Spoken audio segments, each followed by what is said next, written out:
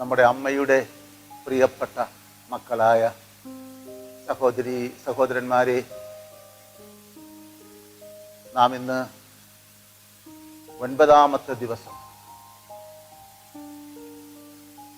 ഒന്നിച്ചുകൂടിയിരിക്കുമ്പോൾ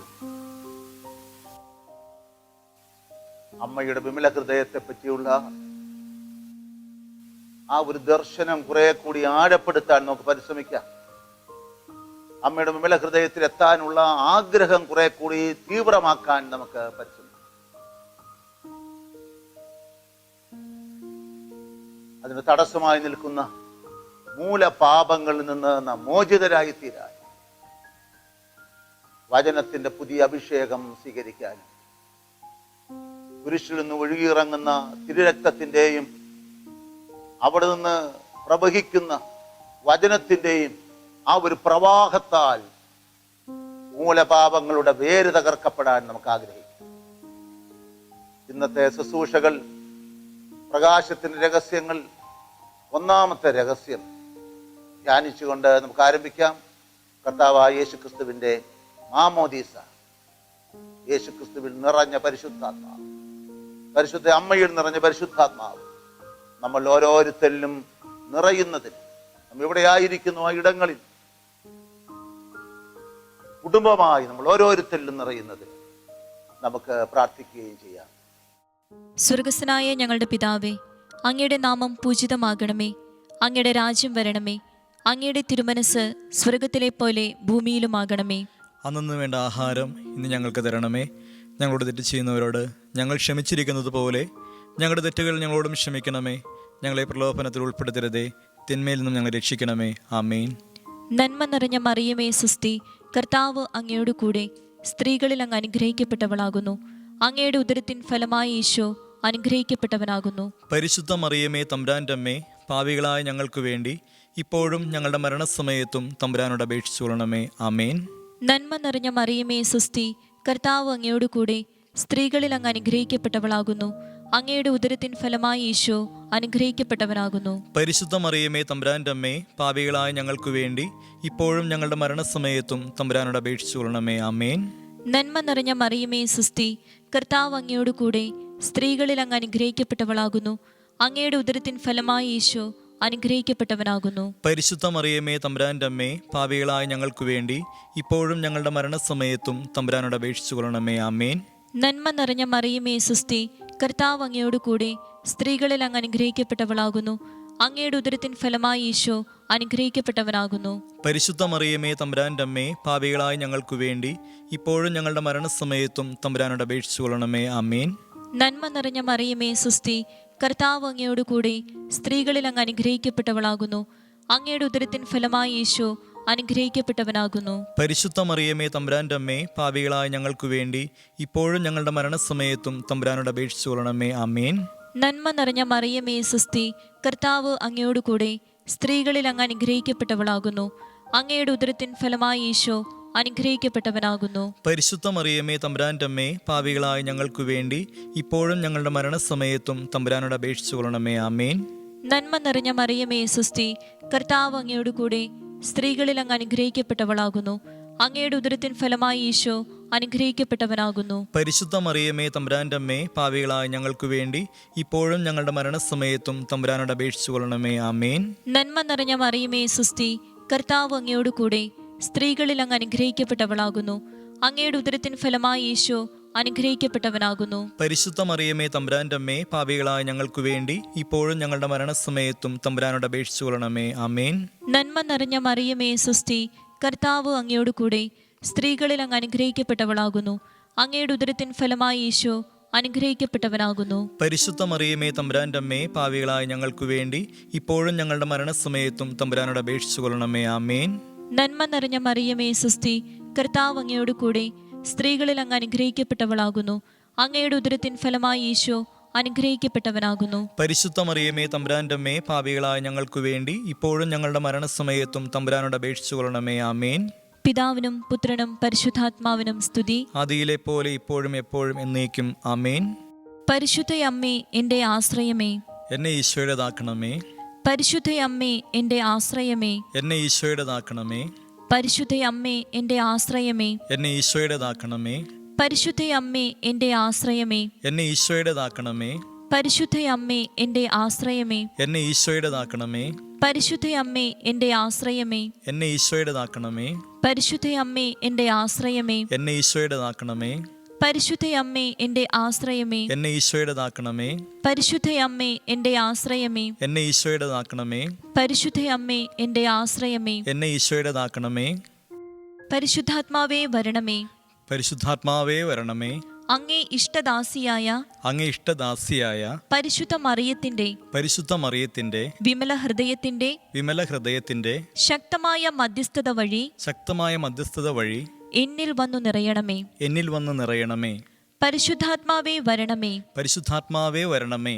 അങ്ങേ ഇഷ്ടദാസിയായ അങ്ങേ ഇഷ്ടദാസിയായ പരിശുദ്ധ മറിയത്തിന്റെ പരിശുദ്ധ മറിയത്തിന്റെ വിമല ഹൃദയത്തിന്റെ വിമല ഹൃദയത്തിന്റെ ശക്തമായ മധ്യസ്ഥത വഴി ശക്തമായ മധ്യസ്ഥത വഴി എന്നിൽ വന്നു നിറയണമേ. എന്നിൽ വന്ന് നിറയണമേ. പരിശുദ്ധാത്മാവേ വരണമേ, പരിശുദ്ധാത്മാവേ വരണമേ. അങ്ങേ ഇഷ്ടദാസിയായ അങ്ങേ ഇഷ്ടദാസിയായ പരിശുദ്ധ മറിയത്തിന്റെ പരിശുദ്ധ മറിയത്തിന്റെ വിമല ഹൃദയത്തിന്റെ വിമല ഹൃദയത്തിന്റെ ശക്തമായ മധ്യസ്ഥത വഴി ശക്തമായ മധ്യസ്ഥത വഴി എന്നിൽ വന്നു നിറയണമേ. എന്നിൽ വന്ന് നിറയണമേ.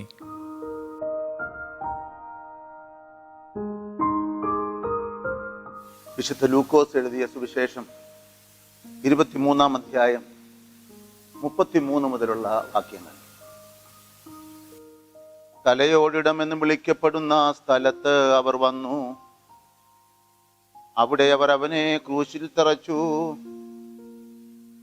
ആ കുറ്റവാളികളെയും ഒരുവനെ അവന്റെ വലത്തുവശത്തും ഇതരനെ ഇടത്തുവശത്തും ക്രൂശിച്ചു. യേശു പറഞ്ഞു, പിതാവേ, അവരോട് ക്ഷമിക്കണമേ, അവർ ചെയ്യുന്നതെന്തെന്ന് അവരറിയുന്നില്ല. അവന്റെ വസ്ത്രങ്ങൾ ഭാഗിച്ചെടുക്കുവാൻ അവർ കുറിയിട്ടു. പ്രമാണികളാകട്ടെ അവനെ പരിഹസിച്ചുകൊണ്ട് പറഞ്ഞു, ഇവൻ മറ്റുള്ളവരെ രക്ഷിച്ചു. ഇവൻ ദൈവത്തിന്റെ ക്രിസ്തുവാണെങ്കിൽ, അവിടുത്തെ തെരഞ്ഞെടുക്കപ്പെട്ടവനാണെങ്കിൽ തന്നെ തന്നെ രക്ഷിക്കട്ടെ. പടയാളികൾ അടുത്തു വന്ന് വിനാഗിരി കൊടുത്തു. അവനെ പരിഹസിച്ചുകൊണ്ട് പറഞ്ഞു, നീ യഹൂദന്മാരുടെ രാജാവാണെങ്കിൽ നിന്നെ തന്നെ രക്ഷിക്കുക. ഇവൻ യഹൂദരുടെ രാജാവ് എന്നൊരു ലിഖിതം അവന്റെ തലയ്ക്ക് മീതെ ഉണ്ടായിരുന്നു. കുരിശിൽ തൂക്കപ്പെട്ടിരുന്ന കുറ്റവാളികൾ ഒരുവൻ അവനെ ദുഷിച്ചു പറഞ്ഞു, നീ ക്രിസ്തുവല്ലേ, നിന്നെയും ഞങ്ങളെയും രക്ഷിക്കുക. അവനവനെ ശകാരിച്ചുകൊണ്ട് പറഞ്ഞു, നീ ദൈവത്തെ ഭയപ്പെടുന്നില്ലേ? നീയും അതേ ശിക്ഷാവിധിയിൽ തന്നെയാണല്ലോ. നമ്മളുടെ ശിക്ഷാവിധി ന്യായമാണ്. നമ്മുടെ പ്രവൃത്തികൾക്ക് തക്ക പ്രതിഫലം നമുക്ക് ലഭിച്ചിരിക്കുന്നു. ഇവൻ ഒരു തെറ്റും ചെയ്തിട്ടില്ല. അവൻ തുടർന്നു, യേശുവേ, നീ നിന്റെ രാജ്യത്ത് പ്രവേശിക്കുമ്പോൾ എന്നെയും ഓർക്കണമേ. യേശു തമ്പുരാൻ അവനോട് അരുളി ചെയ്തു, സത്യമായി ഞാൻ നിന്നോട് പറയുന്നു, നീ ഇന്ന് എന്നോട് കൂടെ പരദീസായിലായിരിക്കും. പ്രിയപ്പെട്ട സഹോദരി സഹോദരന്മാരെ, നമ്മുടെ ജീവിതത്തെ ആകമാനം പാപകലുഷിതമാക്കുന്ന മൂലപാപങ്ങളെ പറ്റിയാണ് കഴിഞ്ഞ ദിവസങ്ങളിൽ നാം ധ്യാനിച്ചു കൊണ്ടിരുന്നത്. ഈ മൂലപാപങ്ങൾ തകർത്തേ മതിയാവൂ. മൂലപാപങ്ങളുടെ വേര് അറുത്തുകളഞ്ഞേ മതിയാവൂ. അതിനുള്ള മാർഗം കർത്താവ് നൽകിയിട്ടുണ്ട്. നമ്മൾ ആഴത്തിൽ പതിഞ്ഞുപോയ മൂലപാപങ്ങളുടെ വേരറുക്കുന്നതിന് ആവശ്യമാകുന്ന കൃപകൾ അവിടുന്ന് നമുക്ക് പകർന്നു തന്നിട്ടുണ്ട്. മുഖ്യമായും കുരിശിൽ നിന്നാണ് അതിന്റെ കൃപ നമുക്ക് ലഭിക്കുന്നത്. യേശുക്രിസ്തുവിന്റെ തിരുരക്തത്താൽ മൂലപാപത്തിന്റെ വേര് തകർത്തുകളയും. അതോടൊപ്പം അവിടുത്തെ തിരുവചനം മൂലപാപങ്ങളുടെ വേര് ചാമ്പലാക്കുന്നതാണ്. തിരുവചനത്തിന്റെ ശക്തി നാം ഉപയോഗിക്കണം. തിരുവചനത്തിന്റെ സംഗ്രഹം ഈ കുരിശിനെ പ്രസംഗപീഠമാക്കിക്കൊണ്ട് അവസാനം 7 മൊഴികളിലൂടെ കർത്താവ് പ്രഘോഷിച്ചിട്ടുണ്ട്. അവിടുന്ന് പഠിപ്പിച്ചതെല്ലാം ജീവിച്ചു. ആ ജീവിച്ചതിന്റെ സംഗ്രഹം ഈ കുരിശിൽ അവസാനമായി പ്രഘോഷിക്കപ്പെട്ടു. ഈ സംഗ്രഹത്തിലൂടെ ഓരോ മൂലപാപത്തെയും തകർക്കുകയായിരുന്നു എന്ന് കുട്ടൻ ചേച്ചീൻ നമ്മെ പഠിപ്പിക്കും. ഇത് വലിയ ആശ്വാസം പകരുന്ന ഒന്നാണ്. മൂലപാപങ്ങളെ ഓരോന്നായി എടുത്ത് കുരിശിൽ കിടന്നുകൊണ്ട് യേശു തകർത്തു. നാം അത് ക്ലെയിം ചെയ്തെടുക്കണം. കുരിശിലെ മൊഴികൾ നാം ഉരുവിട്ടുകൊണ്ടും ധ്യാനിച്ചുകൊണ്ടും ഉൾക്കൊണ്ടുകൊണ്ടും ജീവിതത്തിൽ സാംശീകരിച്ചുകൊണ്ടും മൂലപാപങ്ങളെ തകർക്കാനും അതിന്റെ വേരറുക്കാനും സാധിക്കും എന്ന്. ഈ മൊഴികളിൽ ഒന്നാമത്തേത്, പിതാവേ, ഇവർ ചെയ്യുന്നത് എന്തെന്ന് ഇവരറിയുന്നില്ല, ഇവരോട് ക്ഷമിക്കണമേ. പിതാവേ, ഇവർ ചെയ്യുന്നത് എന്തെന്ന് ഇവരറിയുന്നില്ല, ഇവരോട് ക്ഷമിക്കണമേ. ക്ഷമയുടെ പാഠം പഠിപ്പിച്ചുകൊണ്ടുള്ള തിരുവചനമാണ്. ആ മൊഴികളിൽ ഒന്നാമതായി ഇവരോട് ക്ഷമിക്കണമേ. മൂലപാപത്തിൽ കോപമെന്ന പാപത്തിന്റെ മേൽ വിജയം നേടാൻ, കോപമെന്ന പാപത്തിന്റെ വേരറുക്കാൻ കുരിശിൽ കിടന്നുകൊണ്ട് യേശു ഉരുവിട്ട വചനമാണ്, പ്രാർത്ഥനയാണ് ഇത് എന്ന് ഓർമ്മിക്കണം. ഇത് നാം ഉൾക്കൊള്ളണം. ഈ മനോഭാവം നാം ഉൾക്കൊള്ളണം. ഈ പ്രാർത്ഥന നാം ആവർത്തിക്കണം. അങ്ങനെ കോപമെന്ന മൂലപാപത്തിൽ നിന്ന് മോചിതരായി തീരാനും ക്ഷമയെന്ന കൃപ ഒരഭിഷേകമായി സ്വീകരിക്കാനും നമുക്ക് സാധിക്കും. നമ്മുടെ ഗുരു, നമ്മുടെ നാഥൻ കുരിശാകുന്ന പ്രസംഗപീഠത്തിൽ അവസാനം നൊമ്പരമനുഭവിച്ചുകൊണ്ട് എടുക്കുന്ന ഓരോ ശ്വാസത്തിലൂടെയും ഉരുവിടുന്ന ഒറ്റപ്പെട്ട വാക്കുകളിലൂടെ നമ്മിലേക്ക് പകർന്നു തന്ന ഈ വചനത്തിലൂടെ മനുഷ്യൻ ഏറ്റവും അനിവാര്യമായിരിക്കുന്ന ഈ അടിസ്ഥാന പാപങ്ങളുടെ വേരറുക്കാൻ ഇടയായി തീർന്നു എന്ന് അതിന്റെ നൊമ്പരം നാം മനസ്സിലാക്കണം. അതിന്റെ വില നാം മനസ്സിലാക്കണം. അതുപയോഗിച്ച് നാം ക്ഷമയുടെ ഒരു അഭിഷേകം സ്വീകരിക്കാനിടയായി. രണ്ടാമതായി, ഇന്ന് നീ എന്നോടുകൂടി പർദീസായിലായിരിക്കും. ഇന്ന് നീ എന്നോടുകൂടി പർദീസായിലായിരിക്കും.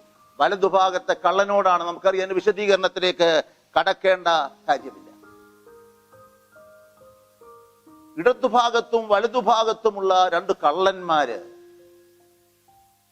യഥാർത്ഥത്തിൽ യേശു സ്നേഹമാണ്, യേശു കാരുണ്യമാണ്. അസൂയയ്ക്കുള്ള മരുന്നതാണ്. അസൂയയ്ക്കുള്ള മരുന്ന്. അസൂയ എന്ന മൂലപാപത്തിന്റെ വേരറുക്കാൻ സ്നേഹമെന്ന ആ വലിയ പാഠം പകർന്നു നൽകിക്കൊണ്ട് അപ്പോൾ തന്നെ ക്ഷമിച്ചു. കുരിശിൽ കയറ്റപ്പെടാൻ, ക്രൂശിക്കപ്പെടാൻ യോഗ്യനായ കള്ളനാണ്. അവന് യേശുക്രിസ്തുവിന്റെ ഹൃദയത്തോട് ചേർന്നിരുന്ന് തൻ്റെ തെറ്റുകൾക്ക് മാപ്പിരക്കുകയാണ്. ഞങ്ങളെയും ഓർക്കണമേ എന്നുള്ള പ്രാർത്ഥന. ഞങ്ങളെയും ഓർക്കണമേ എന്നുള്ള പ്രാർത്ഥന അത് മനോഹരമായൊരു പ്രാർത്ഥനയാണ്. ദൈവത്തിന്റെ കരുണ ഇറക്കിക്കൊണ്ടുവരുന്ന ആ ഒരു പ്രാർത്ഥനയാണ്. അവിടുന്ന് സ്നേഹം നമ്മിലേക്ക് ഒഴുക്കുന്ന ആ ഒരു പ്രാർത്ഥനയാണ്. പ്രിയപ്പെട്ടവരെ, ഇവിടെ ഇടതുഭാഗത്തെ കള്ളനിൽ ഈ അസൂയ നിലനിൽക്കുമ്പോൾ, പക നിലനിൽക്കുമ്പോൾ സ്നേഹമായി രൂപാന്തരപ്പെടുകയാണ് ഈ വലതുഭാഗത്തെ കള്ളന്റെ പ്രതികരണത്തിലൂടെ. യേശു അപ്പോൾ തന്നെ അവനെ സ്വീകരിച്ചുകൊണ്ട് സ്നേഹമൊഴുക്കി അസൂയയുടെ മേൽ വിജയം നേടി. അതുകൊണ്ട് മറ്റുള്ളവരെ നാം കുറ്റം പറഞ്ഞ് അകറ്റി നിർത്തുകയല്ല, ചേർത്തു നിർത്തി അവരെ സ്നേഹിച്ച് വിശുദ്ധീകരിക്കുക, ദൈവരാജ്യത്തിന്റെ ഭാഗമാക്കി തീർക്കുക എന്നുള്ളതാണ് ചെയ്യാനുള്ളത്. മൂന്നാമതായി, സ്ത്രീയെ ഇതാ നിന്റെ മകൻ, മകനെ ഇതാ നിന്റെ അമ്മ. സ്ത്രീയെ ഇതാ നിന്റെ മകൻ, മകനെ ഇതാ നിന്റെ അമ്മ. അപ്പോൾ ഈ അമ്മയെ ഏൽപ്പിച്ചു കൊടുക്കുന്നത് ഒരു മകനാണ്. അപ്പോൾ ഇത് ആദ്യം ഏൽപ്പിച്ചു കൊടുക്കുന്നത് മകനെ അമ്മയ്ക്ക് ഏൽപ്പിച്ചു കൊടുക്കുകയാണ്. അതോടൊപ്പം തന്നെ ഈ അമ്മയെ മകന് ഏൽപ്പിച്ചു കൊടുക്കും. നമ്മുടെ ബന്ധങ്ങൾ ഈ ഒരു കാലഘട്ടത്തിൽ പ്രത്യേകിച്ച് നാം പരിശോധിക്കും. അമ്മ പെങ്ങന്മാരെ തിരിച്ചറിയാൻ സാധിക്കാത്ത ഒരാസക്തിയുടെ, ജഡീകാസക്തിയുടെ, മോഹത്തിന്റെ പൈശാചികത കീഴ്പ്പെടുത്തിയിരിക്കുന്ന ഒരു കാലഘട്ടത്തിലാണെന്ന് ഓർമ്മിക്കണം. യോഹന്നാനേക്കാൾ ഏതാനും വയസ്സ് മാത്രം കൂടുതൽ പ്രായമുള്ള അമ്മയായി. ഇവിടെ ബന്ധങ്ങളിലെ ഒരു ഊഷ്മ, പലപ്പോഴും എല്ലാ കാഴ്ചകളും പ്രായമായ 70-80 വയസ്സുള്ള അമ്മച്ചിമാരെ പോലും പീഡിപ്പിക്കുന്ന ഒരു കാലഘട്ടത്തിൽ നാം പഠിക്കേണ്ട ഒരു പാഠം ആത്മസംയമനത്തിന്റെ, വിശുദ്ധീകരണത്തിന്റെ, യഥാർത്ഥത്തിൽ ബന്ധങ്ങളുടെ ഊഷ്മളതയുടെയും പരിശുദ്ധിയുടെയും പാഠമാണ് ഇവിടെ നാം ഉൾക്കൊള്ളുന്നത്. ഇവിടെ അമ്മയായി സ്വീകരിക്കാൻ സാധിക്കുക, നമ്മുടെ ബന്ധങ്ങളിൽ അന്യരല്ല, മകനായി സ്വീകരിക്കാൻ സാധിക്കുക, സഹോദരിയായി സ്വീകരിക്കാൻ സാധിക്കുക, മക്കളായി സ്വീകരിക്കാൻ സാധിക്കുക. ബന്ധങ്ങളിലെ ഒരു പരിശുദ്ധി, ആ പരിശുദ്ധിയിലൂടെയാണ് പ്രിയപ്പെട്ടവരെ ജഡീകാസക്തിയിൽ നിന്നും മോഹങ്ങളിൽ നിന്നും നമുക്ക് മോചനം നേടാൻ സാധിക്കുന്നത്. ജഡീകാസക്തികളുടെ മേൽ യേശു നേടുന്നൊരു വിജയമാണ്. ദൈവ പൈതൽ ഈ ഒരു മാർഗത്തിലൂടെ വിജയം നേടണമെന്നാണ് ഈ മൂന്നാമത്തെ വചനം നമ്മെ പഠിപ്പിക്കുന്നത്. നാലാമത്, എന്റെ ദൈവമേ, എന്റെ ദൈവമേ, നീ എന്നെ കൈവിട്ടതെന്ത്? അഹങ്കാരത്തിന്റെ മേൽ എളിമ നടത്തുന്നൊരു വിജയമാണ്. ഇവിടെ ദൈവപുത്രൻ, ആ ദൈവപുത്രൻ ആരിലാണ് ആശ്രയിക്കുന്നത്? പിതാവിൽ ആശ്രയിക്കുന്ന, തന്നിൽ ആശ്രയിക്കുന്ന ഒരു മനോഭാവമാണ് അഹങ്കാരം എന്ന് പറയുന്നത്. തന്നെ തന്നെ ദൈവമാക്കുന്നതാണ്, തന്നെ തന്നെ വിഗ്രഹമാക്കുന്നതാണ്. അത് ഒരു ബലിവേദിയായി തീരുന്നത് തീരുന്നത് എളിമയോടെ നമ്മെ തന്നെ കീഴ്പ്പെടുത്തി സമർപ്പിക്കുമ്പോഴാണ് ബലിയർപ്പണമായി തീരുന്നത്. ഈ ഒരു മാർഗത്തിലൂടെയാണ്, എളിമയിലൂടെയാണ്, വിട്ടുകൊടുക്കലിലൂടെയാണ് യഥാർത്ഥത്തിൽ നമുക്ക് അഹങ്കാരത്തിന്റെ മേൽ വിജയം നേടാൻ സാധിക്കുന്നത്. ഈ ആത്മപൂജ, തന്നെ തന്നെ ദൈവമാക്കുന്ന ഒരവസ്ഥയിൽ നിന്നും ദൈവാശ്രയത്തിന്റെ ഒരു പാത തുറന്നു തന്നുകൊണ്ട് ആ മാർഗത്തിലൂടെ നമുക്ക് ഈ പാപത്തിന്റെ, അഹങ്കാരം എന്ന മൂലപാപത്തിന്റെ വേരറുക്കാൻ സാധിക്കുമെന്ന് കർത്താവ് നമ്മെ പഠിപ്പിച്ചു. അതിനുള്ള മാർഗമായി മാറി. അഞ്ചാമതായി, എനിക്കു ദാഹിക്കുന്നു. ആസക്തിയുടെ, കൊതിയുടെ ഒരു ലോകമാണിത്. അമിത ഭക്ഷണമാണ് പലപ്പോഴും നമ്മളെ അപകടത്തിൽ പോലും പെടുത്തുന്നത്, രോഗികളാക്കുന്നത്, ശാരീരിക രോഗികളാക്കി തീർക്കുന്നത്. അത് ഒരു ആസക്തിയായി, ഒരു അഡിക്ഷനായി പലപ്പോഴും ഭക്ഷണം മാറാനിടയായി. ഇവിടെ എന്താണ്? എല്ലാം മതി എന്ന് പറയാൻ സാധിക്കുന്ന ഒരവസ്ഥ നമുക്കുണ്ടാകണം. ഇവിടെ എല്ലാം ഉള്ളവന്റെ വിശപ്പ്, അതാണ്. ഇവിടെ എല്ലാം നൽകി, വസ്ത്രം പോലും നൽകി. തന്റെ രക്തം ഒഴുക്കിക്കൊടുത്തു, തന്റെ ശരീരം ചിതറിക്കപ്പെട്ടു. ഇവിടെ എല്ലാം തന്നിലേക്ക് ചേർത്ത് വെക്കുകയല്ല. ഇവിടെ ശാരീരികമായ വിശപ്പ് മാത്രമല്ല നമുക്കറിയാം, ഇവിടെ ആത്മീയമായ വിശപ്പ് കൂടിയുണ്ട്. നമ്മിൽ ഈ ശാരീരികമായ വിശപ്പ് നേടുന്ന ആ ഒരു അതീശത്തെ ആത്മീയമായ വിശപ്പ് കൊണ്ട് കീഴ്പ്പെടുത്തുമ്പോഴാണ് നമുക്ക് ഉപവസിക്കാൻ സാധിക്കുന്നത്, നമുക്ക് വിശപ്പ് അനുഭവപ്പെടാൻ ഇടയായിത്തീരുന്നത്. അതാണ് വിശപ്പ് അനുഭവപ്പെടാൻ ഇടയായിത്തീരുന്നത്. പലപ്പോഴും ഈ അതിഭൗതികതയിൽ നാം മുഴുകുന്നു എന്നുള്ളത് കൊണ്ട് ഈ ലോകത്തോടുള്ള ആർത്തിയും ആസക്തിയും കൊതിയും നമ്മെ കീഴ്പ്പെടുത്താൻ ഇടയായിത്തീരുന്നു. ഈ ഒരു ദാഹം, ആ ദാഹത്തിന്റെ ദിശ മാറണം. ഭൗതികമായ അവയ്ക്ക് വേണ്ടിയുള്ള, വസ്ത്രത്തിന് വേണ്ടി, ഭക്ഷണത്തിന് വേണ്ടി, സമ്പത്തിന് വേണ്ടി, അധികാരത്തിന് വേണ്ടിയുള്ള ദാഹത്തെ നാം രൂപാന്തരപ്പെടുത്തി ആത്മാക്കൾക്ക് വേണ്ടിയുള്ള ദാഹമാക്കി മാറ്റുന്നതിലൂടെ ഈ ആർത്തി എന്ന, ആസക്തി എന്ന മൂലപാപത്തിന്റെ വേരറുക്കാൻ സാധിക്കുമെന്ന് കർത്താവ് നമ്മെ പഠിപ്പിച്ചു. ആറാമതായി പ്രിയപ്പെട്ടവരെ, എല്ലാം പൂർത്തിയായി. എല്ലാം പൂർത്തിയായി. അലസന് ഒന്നും പൂർത്തിയാക്കാൻ സാധിക്കും. അലസതയുടെ മേൽ, മടിയുടെ മേൽ ഉത്സാഹത്തിന്റെ, കർമ്മനിരതമായ ജീവിതത്തിന്റെ ഒരു പാഠം. എനിക്ക് നിറവേറ്റാനുള്ളതെല്ലാം ഞാൻ നിറവേറ്റി. എന്നെപ്പറ്റി എഴുതപ്പെട്ട എല്ലാ വചനവും പൂർത്തീകരിച്ചു. എന്നെപ്പറ്റി പിതാവ് തയ്യാറാക്കിയ എല്ലാ പദ്ധതികളും ഞാൻ പൂർത്തിയാക്കി. എനിക്ക് നിറവേറ്റാനുള്ളതെല്ലാം ഞാൻ നിറവേറ്റി കഴിഞ്ഞിരിക്കുന്നുവെന്ന് ഓരോ സന്ധ്യയിലും പ്രിയപ്പെട്ട സഹോദരി സഹോദരന്മാരെ നമുക്ക് പറയാൻ സാധിക്കുമോ? നമുക്ക് പറയാൻ സാധിക്കുമോ? എനിക്ക് ഇതുവരെയുള്ള എല്ലാം ഞാൻ നിറവേറ്റി കഴിഞ്ഞു എന്ന് പറയാൻ നമുക്ക് സാധിക്കുമോ?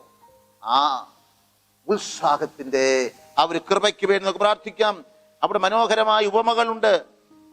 ബുദ്ധിഹീനരായ കന്യകമാര് അവർ അലസരായിരുന്നു. 5 പേര് അവിവേകികൾ. ഫലമില്ലാത്ത അത്തിവൃക്ഷം ഫലം പുറപ്പെടുവിക്കുന്നില്ല. കുഴിച്ചിടുന്ന താലന്ത്, വ്യയം ചെയ്യേണ്ട താലന്തിനെ കുഴിച്ചിടുന്നു. അലസൻ തീർച്ചയായും അവൻ സ്വർഗം നേടുക സാധ്യമല്ല. അവന്റെ ദൗത്യം നിറവേറ്റാൻ സാധിക്കുന്നില്ല. നമുക്ക് ഉത്സാഹികളായി നിന്നുകൊണ്ട് എല്ലാം പൂർത്തിയാക്കി എന്ന് പ്രഘോഷിക്കാൻ സാധിക്കുന്ന ഒരു അനുഭവം ഓരോ ദിവസവും നമുക്കതിന് സാധിക്കണം. മരണമുഹൂർത്തത്തിൽ പ്രത്യേകിച്ച് നമുക്കത് സാധിക്കണം. നമുക്ക് എല്ലാം പൂർത്തിയാക്കിയവരായി ജീവിച്ച് ഈ ലോകത്തെ സ്വർഗത്തോട് കുറെ കൂടി സാമീപ്യമുള്ളതാക്കി തീർക്കാൻ, രൂപാന്തരപ്പെടുത്താൻ നമുക്ക് പരിശ്രമിക്കാം.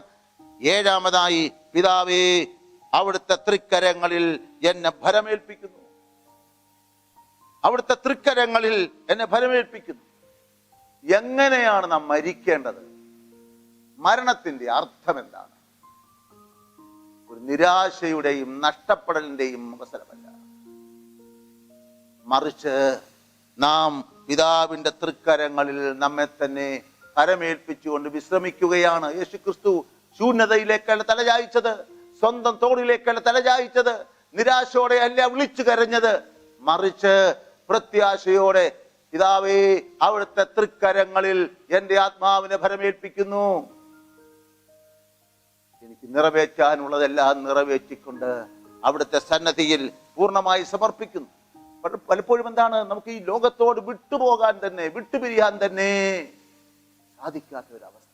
വളരെ പ്രായമായി കിടക്കുന്നവർ, പലതരത്തിലുള്ള ആർത്തി കൊണ്ട്, ആസക്തി കൊണ്ട് കഴിയുന്നവരെ അവരെന്താണ്, അപ്പോഴും ഈ ലോകത്തോട് ഒട്ടിപ്പിടിച്ചു കിടക്കുന്ന, മരണമുഹൂർത്തത്തിൽ പോലും ഈ ഭൗതികതയോട്, ദ്രവ്യത്തോട് ഒട്ടിപ്പിടിച്ചു കിടക്കുന്ന ജീവിതമുണ്ട്.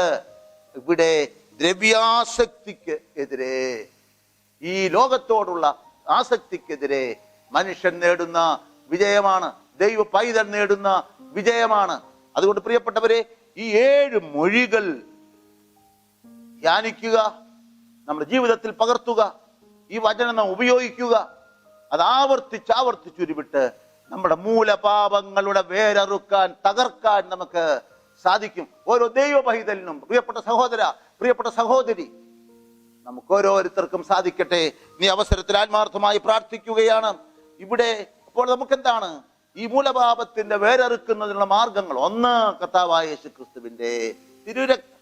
2 യേശു ക്രിസ്തുവിന്റെ വചനം, അതിന്റെ സംഗ്രഹമായി യേശു കുരിശിൽ ഉരുവിട്ട 7 മൊഴികൾ. 3-മതായി പരിശുദ്ധാത്മാവിന്റെ നിറവ്. പരിശുദ്ധാത്മാവിന്റെ നിറവ്. ഈ പരിശുദ്ധാത്മാവ് കരിച്ചു കളയേണ്ടതിനെ കരിച്ചു കളയുന്നതാണ് പരിശുദ്ധാത്മാവ്. മൂലപാപത്തിന്റെ വേര് ചാമ്പലാക്കാൻ പരിശുദ്ധാത്മാവിന്റെ കൃപ സഹായിക്കും. 4-മതായി പരിശുദ്ധ അമ്മയുടെ വിമല ഹൃദയം, ആ ഹൃദയത്തിന്റെ യോഗ്യത. 1-മതായി പരിശുദ്ധാത്മാവ് നിറഞ്ഞു കവിഞ്ഞ ഒഴുകുന്ന ഹൃദയമാണ്. 2-മതായി വചനം ജീവിച്ച, വചനം സംഗ്രഹിച്ച പരിശുദ്ധ അമ്മയുടെ വിമല ഹൃദയമാണ്. ഈ മാർഗങ്ങളിലൂടെ മൂലപാപങ്ങളെ തകർത്ത് പ്രിയപ്പെട്ട സഹോദരി സഹോദരന്മാരെ, നാം ഓരോരുത്തരും ഈ ദൈവരാജ്യാനുഭവത്തിൽ മുന്നോട്ട് പോകും, സാക്ഷികളായി തീരും. പരിശുദ്ധ അമ്മ നമ്മെ തീർച്ചയായും സഹായിക്കും. നമുക്ക് പരസ്പരം പ്രാർത്ഥിക്കാം. ഈ ദിവസങ്ങളിൽ പ്രത്യേകിച്ച് പ്രിയപ്പെട്ടവരെ, നമ്മളോടൊപ്പം വിമല ഹൃദയ പ്രതിഷ്ഠയ്ക്ക് വേണ്ടി ഒരുങ്ങുന്ന ധാരാളം ആളുകളുണ്ട്, കുടുംബങ്ങളുണ്ട്. നമ്മുടെ നാടിനെ നമുക്ക് സമർപ്പിക്കണം. ഇപ്പോൾ എത്രമാത്രം പലതരത്തിലുള്ള അസ്വസ്ഥതകളിലൂടെ കടന്നു പോകുന്നു, പ്രകൃതിക്ഷോഭത്തിലൂടെ കടന്നു പോകുന്നു, കടലാക്രമങ്ങളിലൂടെ കടന്നു പോകുന്നു, പലതരത്തിലുള്ള അപകടങ്ങളിലൂടെ, ദുരന്തങ്ങളിലൂടെ നാം കടന്നു പോകുന്നു. ഈ മാരകമായ മഹാമാരിയുമുണ്ട്. അമ്മയുടെ ഹൃദയത്തിൽ നമ്മളെ തന്നെ നമുക്ക് സമർപ്പിക്കാം. ഈ ധ്യാനത്തിന്റെ ഒരു പൂർത്തീകരണത്തിലേക്ക് വരുമ്പോൾ 1-മത്തെ ഘട്ടത്തിൽ 12-മത്തെ ദിവസം ലോകാരൂപിയിൽ നിന്നും വിടുതൽ നേടിക്കൊണ്ടുള്ള ഒരു ശുശ്രൂഷ, അത് വിശുദ്ധ കുർബാനയുടെ ആരാധനയാണ്. അതെല്ലാവരും സംബന്ധിക്കാൻ പ്രിയപ്പെട്ടവരെ, നമ്മൾ മറ്റുള്ളവരെ പ്രോത്സാഹിപ്പിക്കണം, മറ്റുള്ളവരെ അനേകരെ ഈ ശുശ്രൂഷയിലേക്ക് പങ്കെടുപ്പിക്കുക. അതൊരു കാരുണ്യ പ്രവർത്തനമാണെന്ന് ഓർമ്മിക്കുക, കാരുണ്യ പ്രവർത്തനമാണെന്ന് ഓർമ്മിക്കുക. നമുക്ക് അനുതാപത്തോടു കൂടി അവിടുത്തെ സന്നദ്ധിയിൽ സമീപിക്കാൻ സാധിക്കണം. ഓരോ ദിവസവും ഈ ചിന്തകളെ ഗൗരവമായി എടുത്തുകൊണ്ട് നമ്മുടെ ജീവിതത്തെ വിശുദ്ധീകരിക്കാൻ നമുക്ക് പരിശ്രമിക്കാം. അതിലൂടെ ഈ നാടിന്റെ സംരക്ഷണവും രക്ഷയും നമുക്ക് ഉറപ്പാക്കാൻ പരിശ്രമിക്കുകയും ചെയ്യാം.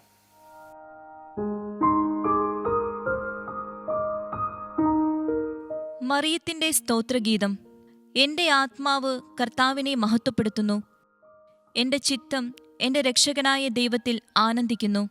അവിടുന്ന് തൻ്റെ ദാസിയുടെ താഴ്മ കടാക്ഷിച്ചു. ഇപ്പോൾ മുതൽ സകല തലമുറകളും എന്നെ ഭാഗ്യവതി എന്ന് പ്രകീർത്തിക്കും. ശക്തനായവൻ എനിക്ക് വലിയ കാര്യങ്ങൾ ചെയ്തിരിക്കുന്നു. അവിടുത്തെ നാമം പരിശുദ്ധമാണ്. അവിടുത്തെ ഭക്തരുടെ മേൽ തലമുറകൾ തോറും അവിടുന്ന് കരുണ വർഷിക്കും. അവിടുന്ന് തൻ്റെ ഭുജം കൊണ്ട് ശക്തി പ്രകടിപ്പിച്ചു. ഹൃദയവിചാരത്തിൽ അഹങ്കരിക്കുന്നവരെ ചിതറിച്ചു. ശക്തന്മാരെ സിംഹാസനത്തിൽ നിന്ന് മറച്ചിട്ടു. എളിയവരെ ഉയർത്തി. വിശക്കുന്നവരെ വിശിഷ്ട വിഭവങ്ങൾ കൊണ്ട് സംതൃപ്തരാക്കി. സമ്പന്നരെ വെറും കൈയോടെ പറഞ്ഞയച്ചു. തൻ്റെ കാരുണ്യം അനുസ്മരിച്ചുകൊണ്ട് അവിടുന്ന് തൻ്റെ ദാസനായ ഇസ്രായേലിനെ സഹായിച്ചു. നമ്മുടെ പിതാക്കന്മാരായ അബ്രാഹത്തോടും അവൻ്റെ സന്തതികളോടും എന്നേക്കുമായി ചെയ്ത വാഗ്ദാനം അനുസരിച്ചു തന്നെ. പിതാവിനും പുത്രനും പരിശുദ്ധാത്മാവിനും സ്തുതി. ആദിയിലെ പോലെ ഇപ്പോഴും എപ്പോഴും എന്നേക്കും ആമേൻ. ക്രിസ്താനുകരണം പുസ്തകം 3 അധ്യായം 47. നിത്യജീവനു വേണ്ടി സകല ക്ലേശങ്ങളും സഹിക്കണം. മകനെ, എന്നെ പ്രതി നീ ഏറ്റെടുത്തിട്ടുള്ള അധ്വാനങ്ങൾ നിന്നെ അധൈര്യപ്പെടുത്തരുത്. കഷ്ടതകൾ നിന്നെ ഭയപ്പെടുത്തരുത്. എന്തു സംഭവിച്ചാലും എൻ്റെ വാഗ്ദാനങ്ങൾ നിനക്ക് ശക്തിയും ആശ്വാസവും അരുളട്ടെ. സമൃദ്ധമായി അളവ് കൂടാതെ പ്രതിസമ്മാനം തരാൻ ഞാൻ മതിയാകും. ദീർഘകാലം നീ ഇവിടെ അധ്വാനിക്കേണ്ടി വരികയില്ല. സങ്കടങ്ങൾ നിന്നെ സദാ ഞെരുക്കുകയുമില്ല. സ്വൽപ്പം ക്ഷമിക്കൂ. തിന്മകൾ അതിവേഗം അവസാനിക്കുന്നത് കാണാറാകും. സകല അധ്വാനവും ബഹളവും സമാപിക്കുന്ന സമയം ഉടനെ വരും. കാലത്തിനൊപ്പം കഴിഞ്ഞു പോകുന്നത് നിസ്സാരവും താൽക്കാലികവുമാകുന്നു. നീ ചെയ്യുന്നത് നന്നായി ചെയ്യുക. എൻ്റെ മുന്തിരിത്തോട്ടത്തിൽ വിശ്വസ്തയോടെ യത്നിക്കുക.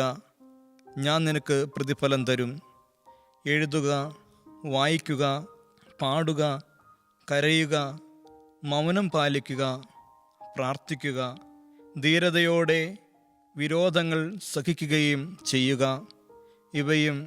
ഇവയിലധികവും സഹിച്ച് നേടിയെടുക്കാൻ സാധ്യതയുള്ളതാണ് നിത്യായുസ്. ഒരു ദിവസം സമാധാനം ഉളവാകും. എന്നാണെന്ന് കർത്താവിനറിയാം. അന്ന് ഇപ്പോഴത്തെ പോലെ പകലും രാത്രിയും ഉണ്ടായിരിക്കുകയില്ല. ശാശ്വത പ്രകാശവും അന്തരമില്ലാത്ത ദീപ്തിയും തന്നെ. സ്ഥിരമായ സമാധാനവും ഭദ്രമായ വിശ്രമവും വന്നു ചേരും. ഈ മർത്യശരീരത്തിൽ നിന്ന് ആരെന്നെ മോചിപ്പിക്കുമെന്ന് അപ്പോൾ നീ ചോദിക്കുകയില്ല. എൻ്റെ വിദേശവാസം നീണ്ടുപോയത് കഷ്ടമായല്ലോ എന്നു നീ ആവലാതിപ്പെടുകയില്ല.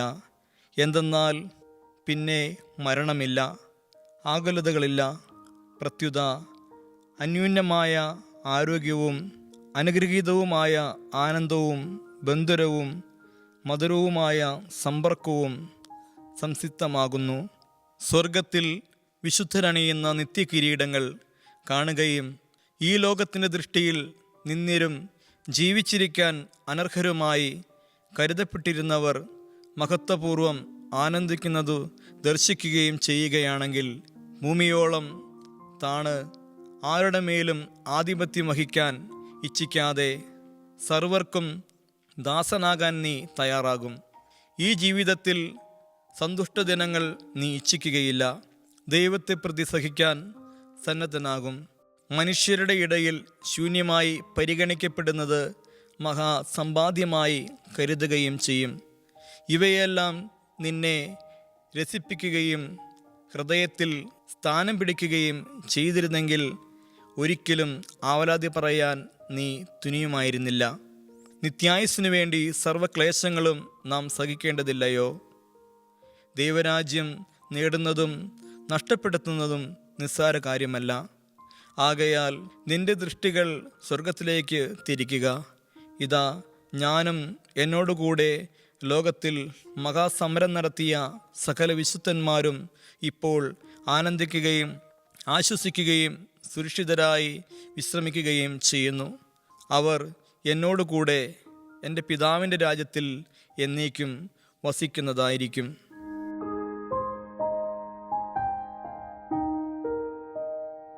കുരിശുമരണത്താൽ പൈശാചിക ആധിപത്യങ്ങളും അധികാരങ്ങളും നിരായുധമാക്കി അവയുടെ മേൽ നിത്യവിജയം ആഘോഷിച്ച കർത്താവായ യേശുവേ, സാത്താന്റെ മേൽ അങ്ങേക്കുള്ള നിത്യവിജയത്തിൽ എനിക്കും പങ്കു നൽകണമേ. ദുഷ്ടനെ ഭയപ്പെടാതെ അവനെ ചെറുത്തു നിൽക്കാൻ എനിക്ക് ധൈര്യം തരണമേ.